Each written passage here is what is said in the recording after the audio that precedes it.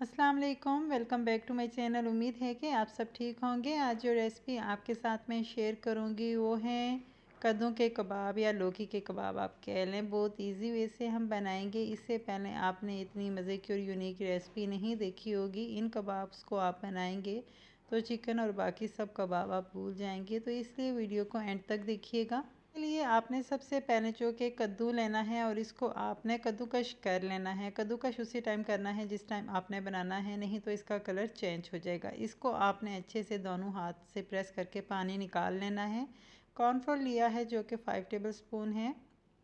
अनारदाना 1 teaspoon जिसे मैंने कूट लिया था। 1 अदद हमने लिया है एग। हाफ़ टी स्पून नमक, हाफ़ टी स्पून काली मिर्च, ये आप अपने टेस्ट के मुताबिक डाल सकते हैं। 3 अदद मैंने ली हैं सब्ज़ मिर्च और ये है अदरक और लहसुन का पाउडर। आप चाहें तो फ्रेश भी यूज़ कर सकते हैं। अब ये सारे इंग्रेडिएंट्स आपने कद्दूकश जो किया हुआ है इसमें ऐड करने हैं। ये आप अपने टेस्ट के मुताबिक है कम ज़्यादा कर सकते हैं, इसका कोई मसला नहीं है। पर और जब आप कद्दूकश कर लें तो पानी आपने बिल्कुल अच्छे से निकाल लेना है, जितना हो सके इसको प्रेस करके, नहीं तो आप किसी कॉटन या मलमल के कपड़े में भी रख के निकाल सकते हैं। और कॉर्नफ्लोर हम अभी ऐड कर रहे हैं तकरीबन 4 से 5 टेबल स्पून। अगर ज़रूरत पड़ी तो लास्ट पर हम फिर भी ऐड कर लेंगे। अगर आपके पास कॉर्नफ्लोर है तो आप ऐड कर लें, नहीं तो आप इसकी जगह बेसन का इस्तेमाल भी कर सकते हैं। ये इस वजह से यूज़ कर रहे हैं कि जो कद्दूकश है इसके अंदर पानी सा होता है और ये अच्छे से कंबाइंड नहीं होता, तो इसलिए आपने यूज़ करना है। सबसे पहले मैं इसे तवे के ऊपर डाल रही हूँ, जो कि तवा लाइट सा ग्रीस हुआ हुआ है। आपने ऑयल वगैरह बिल्कुल कुछ भी नहीं डालना और आपने इसको नॉर्मल हीट पे रखना है, क्योंकि हमने इसे बिल्कुल नॉर्मल हीट पे पकाना है। हीट ज़्यादा हुई तो कद्दू जो कि कच्चे रह जाएंगे। इस तरीके से नॉर्मल हीट पे इसको हम लाइट सा फ्राई कर लेंगे। उसके बाद फिर से इसकी साइड चेंज कर लेंगे। प्रोसेस आपने पूरा देखना है, आगे बताऊंगी इसके बाद आपने क्या करना है। अभी ये रेडी नहीं है, अभी तो सिर्फ ये फर्स्ट प्रोसेस है और सेकंड प्रोसेस क्या है वो भी मैं आपको बताऊंगी। अब हम साइड चेंज कर लेते हैं, जैसा कि आपको दिख रहा होगा। तो जब आप कबाब बनाएंगे तो इसको आपने बिल्कुल पतला रखना है कि ये मोटे बिल्कुल भी ना हो, वरना अंदर से ये कच्चे रह जाएंगे। तो इनका टेस्ट बहुत ही मज़े का है।